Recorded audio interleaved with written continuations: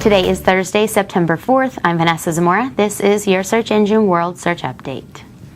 Google yesterday altered contract terms within its end-user license agreement with regards to its newly released Chrome web browser, following negative backlash in response to Section 11, which, until modifications were made, stated that although users retain copyright to their works, quote, by submitting, posting, or displaying the content, you give Google a perpetual, irrevocable, worldwide, royalty-free, and non-exclusive license to reproduce, adapt, modify, translate, publish, publicly perform, publicly display, and distribute any content which you submit, post, or display on or through the services.